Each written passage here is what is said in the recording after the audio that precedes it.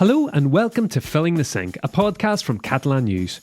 My name's Lorcan Doherty and today we're talking about Spain's animal welfare law.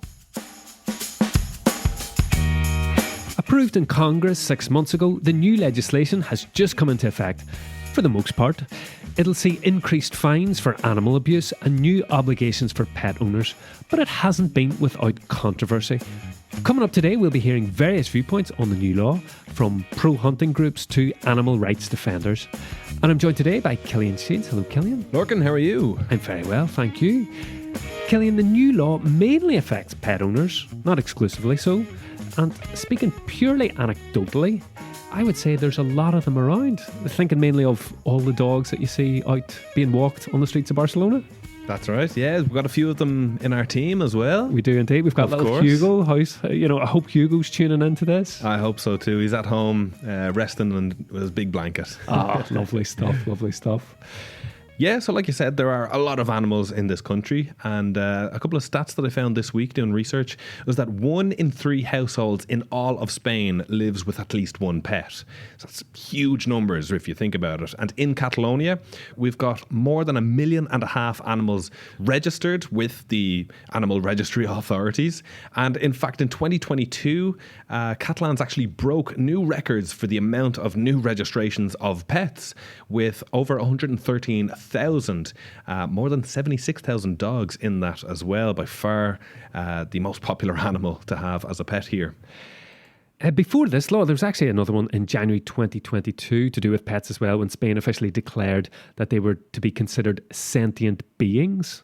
So before then, they were considered things essentially, yeah. So goods, it's weird to think about it. So this obviously brought a bit more protection for them. It basically put into law that the well-being, the considerations of animals has to be taken into account. So that's a nice step forward, and definitely a pretext for this new law that we're talking about now today. Okay, so to give the new law its full title, it is the Law of Protection of Rights and Well-being of Animals. And I mentioned right at the start that it has come into effect. Partially. Exactly. So tell us what's going on. Yeah, so in the last couple of weeks, there's been a bit of controversy about how they're going to iron out some of the details, really, because at the moment, Spain currently has an acting government. We've had the July general election, and since then, we haven't had a new prime minister named, and that means that Pedro Sánchez and the Socialists and Podemos are still just currently acting as a government. So what does that mean for this law? Essentially, some specifics can't be fully carried out. And this includes some of the headline measures, 2 in particular. Precisely, yeah. That affect pet owners, dog owners, a training course and an insurance. Exactly, yeah. A civil liability insurance for dogs is going to be an obligation now once this comes into full effect. However, that's one of the measures that's, as we just mentioned, it's going to be postponed now until the details are ironed out. Like, we don't know yet to what value this has to cover. We don't know yet how it's going to be implemented or anything really. And also you mentioned the training course. Again, the details just are not published yet at all. We don't know who's going to give the training. Is it going to be online? Is it going to be done in a course? They are saying that it's going to be free at least, but is the test going to be online? Is it going to be in person? Again, we just don't know yet. And as a result, this is one of the parts that have not been implemented yet. Okay, so those particular obligations are going to come in at a later date, but there are plenty of measures that are now already in place. One of the big ones, Cillian, is that they've increased prison sentences and fines for animal abuse. Exactly, yeah. So this new law comes hand in hand with the reform of the penal code to toughen penalties for animal abuse. And we're going to see prison sentences of 18 to 24 months if the animal dies. And this can rise up to 36 months if death of more than one animal occurs. As well as that, you can also be disqualified from living or working with animals for 5 to 10 years if you're found guilty in this kind of circumstances. And the fines? Yes, so this is going to be considerably tougher as well. They're going to be categorised in 3 different degrees, with fines ranging from as low as 500 and then all the way up to €200,000. Yeah, so it'll depend exactly on the type of offence. For example, fines against abandonment. So if you abandon your pet, the fine could be between 10,000 and 50,000 euro. Yeah, and like so much of the law that's now in force as well, it's mainly based around caring for pet animals, making sure that they're not harmed or hurt, and just promoting responsible ownership, essentially. And information about the animals and their owners who abandon them will be stored in a registry. There's also new regulations as to how you can look after animals at home. Yeah, exactly. And like I just mentioned, there's so many of these points of this law are aimed at the well-being of the animal, predominantly pets as well. So it's going to be prohibited to have pets permanently outdoors. So for example, on patios or balconies, terraces, because what's been particularly a problem this summer, we've seen many examples, unfortunately, of some families going on holiday and leaving their dogs in the direct sunlight during a heat wave in the middle of the summer, which is obviously awful abuse of the animal. On top of that, dogs can't be left alone for more than 24 hours. And for cats, that time is a maximum of 3 days. Cats are also going to have to get microchipped, like dogs. And there's some regulation around the breeding and sale of pets as well, Cillian. Yeah, so this is also a very interesting point as well, which is going to really change kind of the business side of pets and buying and selling dogs and cats. So basically, they'll only be able to be sold by a registered breeder and no longer in shops. So stores won't be able to have dogs and cats and ferrets on display like how they used to be able to. And as well as that, the sale of animals over the internet will not be allowed in order to ensure their well-being, even including the transport of the animal in those kind of circumstances. And of course, to avoid illegal trafficking. It's going to be mandatory to spay or neuter all pets that mainly live outside to try to reduce uncontrolled breeding. And there's new legislation also about putting animals down. Yes, exactly. So now it's going to be prohibited without a justified cause.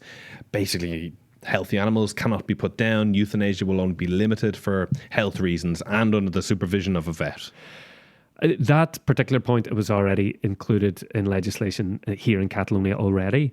And similarly, the presence of wild animals in circuses was already prohibited in Catalonia. Now that's come into this Spain-wide law as well. Yes, exactly. And in the Spain-wide law, that's also going to apply not only just to circuses, but also to zoos and other sort of like aquatic centres, other different types of shows that animals are a part of. So these are to become centres for the recovery of native species, which Barcelona Zoo, we've already done a podcast on that, is already in the process of trying to do.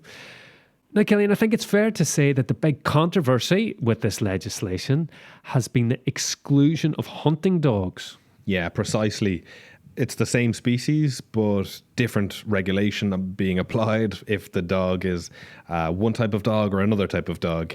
Plenty of controversy about this, particularly in the social field with various different stakeholders such as hunting groups, but then also animal rights groups having their say on it. But there's been even plenty of controversy in the political world about it as well, because this whole law was initiated by Podemos, the more kind of left wing, the junior partner of the current acting Spanish government. But then the socialists actually sided with the Conservative People's Party and the far-right Vox in removing the stipulation of having hunting dogs included just the same as any other dog would be. So initially, the law was written to include hunting dogs, treating them the same as all other dogs. But this was later amended with the backing of the socialists, the People's Party and Vox. Well, the hunting industry in Spain, it's a powerful lobby. It generates more than 5 billion euros a year in economic activity, according to Reuters, quoting figures from Deloitte. And I mean, Cillian, I remember we did a cycling podcast there in August, and in Catalonia, I think we were looking at the number of cycling clubs, and there was loads. I think it was the third most popular one in Catalonia, first being football, and then second was hunting clubs. So it shows you how widespread it is. Exactly, yeah. And this week you spoke to the Director of Research at the Artemisan Foundation. They're an organisation in favour of hunting. They believe hunting is a good way to manage the natural environment and contribute to conservation of ecosystems. Yes, exactly. But also, they've also been one of the most vocal groups against this law, certainly in the initial part of when it first was published. So I spoke to Carlos Sánchez. He's a trained vet and a director of research at the Foundation. And I just wanted to learn more about his point of view on this law of animal welfare.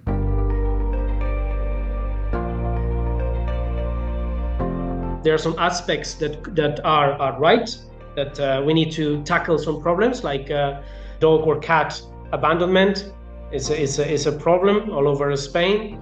Of course, we need to be quite strict with people that don't respect animals. So some of the things that were going to be applied in all types of breeds were just stupid. Of course, with dogs used for hunting, that they can get injured while they are in the field. Dogs in a dog pack that have to hunt a wild boar or red deer, they can easily get injured. So if the hunting dogs would have remained in this law, the practice of hunting would have been very, very, very much, it would be impossible, very much difficult to use dogs for hunting. So even if we are speaking about the same species, there are some dogs that are pets and other dogs that are hunting dogs. And then you have cases like, for example, my Springer Spaniel, which is a pet and a gun dog at the same time. But the current legislation does not apply to this type of dogs. 80% of our population lives in just 20% of our land. So you have that great gap, and that we think that is a big problem, because of course we are evolving to provide more well-being to animals, which is fantastic. But the disconnection is just brutal. And for example, the most significant case to a beautiful landscape, well managed with thriving wildlife, both game and non-game species, they will not know that there's management ongoing. There's habitat management, there's game management, providing food and water for all the species. Sometimes we need to control species like the wild boar.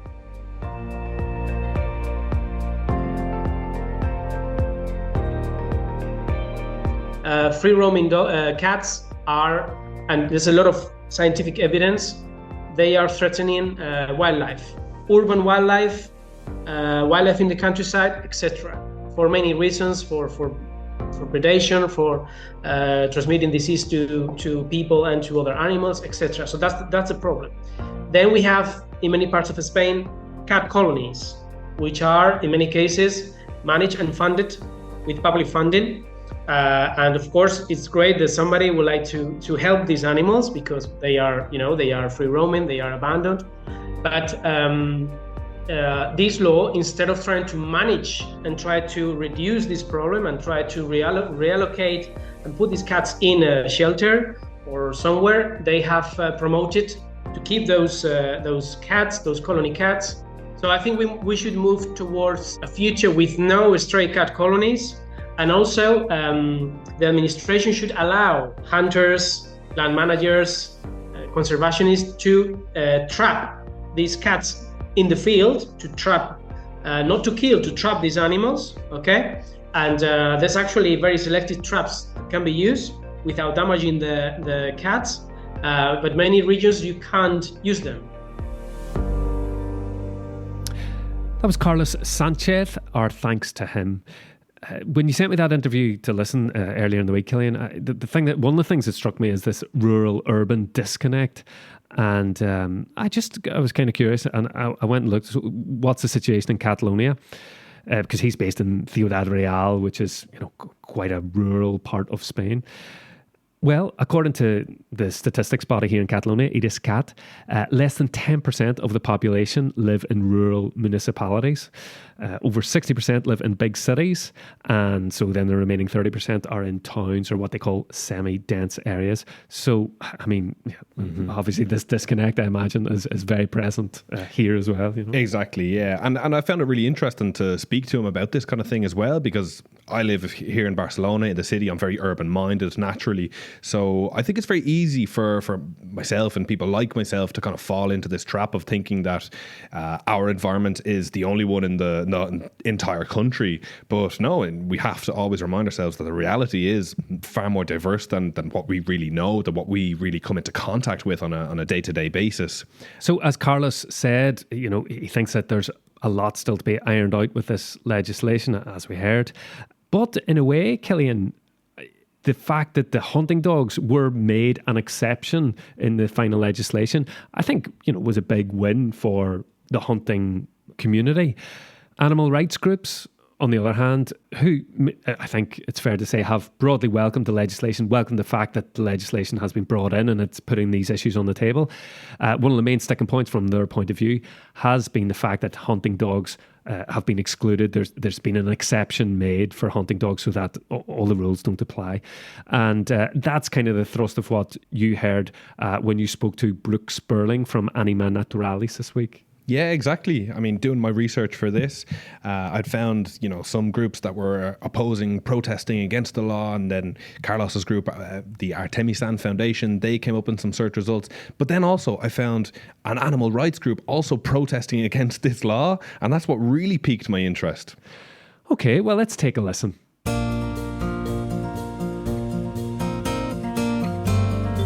I think probably the biggest worry that we're feeling at the moment is the list of animals that are actually allowed in our homes to be defined as companion animals. So that list, as far as we know, is not yet properly defined. So we have a lot of worry among people having animals as companion animals in their home that still don't fully know if it's going to be legal. So the sooner that can come out, I think we can put people at ease. They can know how they have to handle this situation. But one of the biggest exclusions that was at the end point of being debated, then got excluded finally from the text, are the dogs that are used for hunting. The slogan that we're using is same dog, same rights. It's strange that the whole text is defined as dogs, cats and ferrets will be protected by this law. They are by default defined as companion animals. And there's a lot of words saying with no exclusions, this is the case. And then we also have part in the law that says that hunting dogs will be fully excluded from all the definitions where it's marked as dogs. The one thing that is a step in the right direction, at least with these animals, is that they have to be registered. So these owners of these dogs have to register them in public registry where they state that I have this dog or dogs in these cases, and I want to register them as being exempt from the law. And that should help, at least, again, as a starting point in the right direction where they can't just abandon these dogs or sacrifice them in ways that are defined as illegal in the rest of the law. Hunting dogs are in a group of animals that are under a huge amount of risk and stress and lack even basic rights as access to enough food. And of course, I'm not talking about all hunting dogs, but all hunting dogs are exposed to risk and danger and very much often lack, as I said, basic food and water, but even care for injuries or if they get any risks or anything that they're facing whilst they're having to find the animals or even fight the animals. We need to ensure the safety and the protection of all these kind of animals. And in a hunting environment, that's something that is extremely difficult, if not impossible, to ensure. We've done investigations that we launched also earlier this year about hunting dogs, and we were able to get a lot of information in this area where we could actually prove that they, as a collective, weren't being looked after in any minimum standards that they should be kept to. They are often exposed to high risk, most of the cases to animals that are a lot bigger than they are, stronger. And again, if we flip it back to the minimum standards that they have when they get injured, we have a lot of cases where they're not having the minimum attendance to these injuries or minimum medications or anything that they're needing.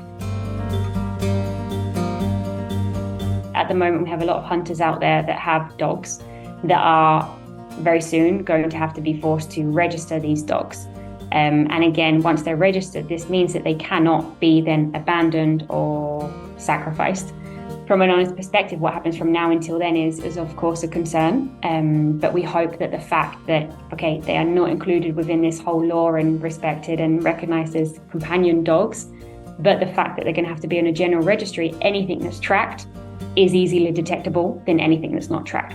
It's far from where we would like it to be, but again, it's something that now, because there's a law for it where before it wasn't the case, it's now on the table for debate. We have to recognise it's very much a baby step, but it will not be the end, that's for sure.